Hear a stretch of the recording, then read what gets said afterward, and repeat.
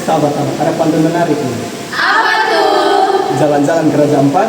Cakap! Kami dari kelompok 4 akan presentasikan tentang proposal sosial dan juga proposal pemasaran produk dan jasa. Cikidot. Selamat menyaksikan! Baik, di sini saya akan menjelaskan mengenai latar belakang pemberdayaan masyarakat melalui kampanye kebijakan kelola sampah untuk menciptakan kota yang berkelanjutan. Nah, di sini Indonesia menghasilkan lebih dari 38 juta ton sampah setiap tahun dan sebagian besar belum terkelola dengan baik. Akibatnya pencemaran lingkungan semakin meningkat dan berdampak pada tanah, air, serta ekosistem laut. Di Kota Kupang, khususnya wilayah Oesapa, permasalahan sampah terlihat dari tumpukan sampah di pantai, selokan, jalan, dan area pemukiman. Kebiasaan membuang sampah sembarangan dan penggunaan plastik sekali pakai yang tinggi, serta minimnya edukasi lingkungan menjadi penyebab utama masalah ini. Nah, kondisi ini tidak hanya berdampak pada kesehatan masyarakat, tapi juga menurunnya kenyamanan hidup dan meningkatnya risiko banjir saat musim hujan.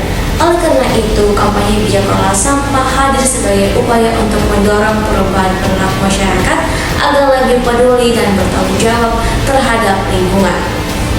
Berdasarkan permasalahan sampah yang telah dijelaskan sebelumnya, penting bagi kita untuk memahami apa yang dimaksud dengan pencemaran lingkungan dan apa saja penyebabnya. Nah, pencemaran lingkungan adalah kondisi ketika zat atau bahan berbahaya masuk ke dalam tanah, air maupun udara, sehingga kualitas lingkungan menurun dan tidak lagi mampu mendukung kehidupan secara optimal. Menurut Undang-Undang Nomor 32 Tahun 2009, pencemaran dapat terjadi akibat aktivitas manusia maupun proses alam yang menyebabkan lingkungan tidak berfungsi sebagaimana mestinya. Nah, di wilayah perkotaan seperti Oesapa, pencemaran lingkungan paling sering disebabkan oleh penggunaan sampah yang tidak tepat. Sampah rumah tangga, terutama sampah plastik sekali pakai, yang banyak dibuang sembarangan ke selokan, laut, dan area terbuka. Kebiasaan ini membuat sampah menumpuk dan mencemari lingkungan sekitar. Dan itu, rendahnya kesadaran masyarakat tentang pentingnya menjaga kebersihan juga menjadi penyebab utama, serta keterbatasan fasilitas pengolahan sampah seperti TPA dan juga kurangnya pemahaman mengenai prinsip 3R, yaitu reduce, reuse, dan recycle. Jika kondisi ini terus dibiarkan, pencemaran akan semakin meluas dan berdampak langsung pada kesehatan serta kualitas hidup masyarakat di sekitarnya. Yang berikutnya, dampak pencemaran lingkungan. Dampak pencemaran lingkungan akibat sampah sangat terasa dalam kehidupan sehari-hari. Sampah yang menumpuk di selokan dapat menyumpat aliran air, sehingga menyebabkan banjir meskipun hujan tidak turun dengan deras. Selain itu, tumpukan sampah menjadi tempat berkembangnya bakteri dan nyamuk yang dapat memicu berbagai penyakit seperti DBD, diare, dan infeksi kulit. Bau yang tidak sedap yang ditimbulkan juga mengganggu kenyamanan dan aktivitas masyarakat. Tidak hanya berdampak di darat, pencemaran sampah juga merusak ekosistem laut.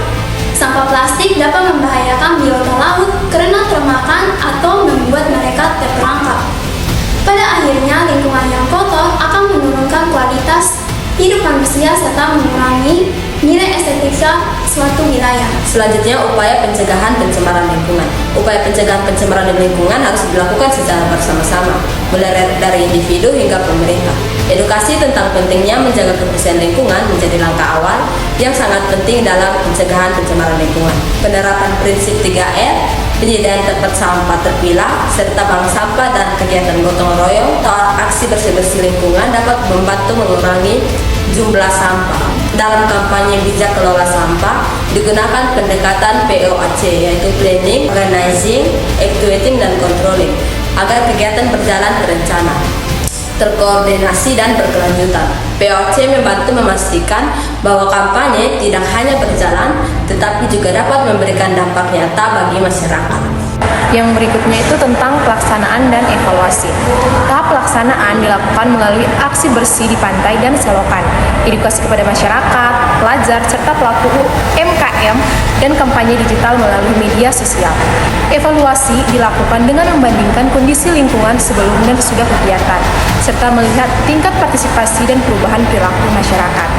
Dokumentasinya digunakan sebagai bahan penilaian dan perbaikan ke depannya. Jadi kesimpulannya itu, kampanye bijak kelola sampah dengan menggunakan POC mampu meningkatkan kesadaran masyarakat dan mendorong perilaku yang lebih peduli terhadap lingkungan. Dengan kerjasama semua pihak, lingkungan yang bersih dan sehat di Kota Kupang dapat terwujud. Perkembangan media sosial, khususnya Instagram dan TikTok, telah mengubah cara UMKM melakukan komunikasi pemasaran. Media sosial kini menjadi sarana promosi yang efektif karena mampu menjangkau konsumen secara luas dan interaktif. Di Indonesia, jumlah pengguna media sosial yang besar membuka peluang bagi UMKM lokal, termasuk di Kota Kupang. Salah satu UMKM yang memanfaatkan peluang ini adalah Jajanan Ayu, yang menggunakan media sosial untuk menampilkan produk, proses pembuatan, serta testimoni konsumen. Namun, pemanfaatan media sosial tidak hanya perlu dilihat dari hasil penjualan, tetapi juga dari strategi komunikasi yang diterapkan. Penelitian ini penting karena kajian serupa di Kota Kupang masih terbatas, sementara karakter konsumen di NTT memiliki keunikan tersendiri. Baik, selanjutnya masuk pada analisis situasi. Analisis situasi dilakukan untuk memahami kondisi internal dan eksternal UMKM Jajanan Ayu. Secara internal, kekuatan UMKM terletak pada cita rasa produk dan kemasan yang menarik. Sedangkan kelemahannya adalah pada konsistensi konten media sosial dan branding yang belum optimal. Dari sisi eksternal, peluang muncul dari tren konten makanan di sosial media, perkembangan teknologi, serta dukungan pemerintah terhadap digitalisasi UMKM. Ancaman yang dihadapi meliputi meningkatnya kompetitor dan perubahan algoritma media sosial. Berdasarkan analisis PESEL, faktor politik, ekonomi, sosial, dan teknologi menunjukkan bahwa lingkungan usaha cukup mendukung pengembangan UMKM. Selanjutnya masuk pada permasalahan, peluang, dan tujuan pemasaran. Permasalahan utama UMKM Jajanan Ayu adalah konten media sosial yang belum konsisten, serta persaingan produk sejenis yang semakin ketat. Kondisi ini mempengaruhi jangkauan dan interaksi para audiens. Di sisi lain, peluang pemasaran masih terbuka luas melalui tren review makanan, berkembangnya komunitas UMKM lokal, dan meningkatnya minat terhadap oleh-oleh khas daerah. Tujuan UMKM adalah mengembangkan usaha jajanan lokal yang berkualitas dan mampu bersaing melalui pemasaran digital. Untuk itu ditetapkan tujuan SMART, yaitu peningkatan penjualan, engagement Instagram, dan jangkauan konten TikTok secara terukur. Yang berikut target pasar, buyer, person, dan strategi kreatif. Target pasar utama UMKM Jajanan Ayu adalah perempuan berusia 18 hingga 30 tahun yang memiliki ketertarikan terhadap makanan lokal dan aktif menggunakan media sosial, khususnya Instagram dan TikTok. Kelompok ini dipilih karena memiliki tingkat konsumsi jajanan yang tinggi, respon terhadap tren visual, serta terbiasa melakukan pembelian melalui platform digital.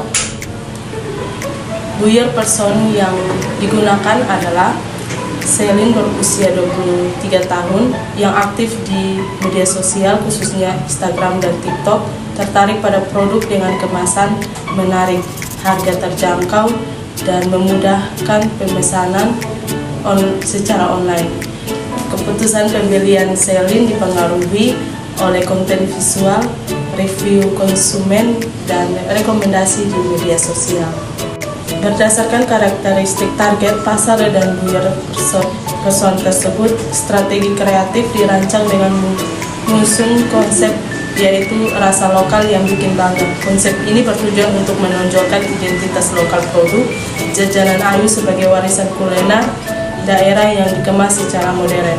Melalui pendekatan ini diharapkan tercipta kedekatan emosional antara produk dan konsumen, sekaligus membangun rasa bangga terhadap konsumsi makanan lokal di kalangan generasi muda.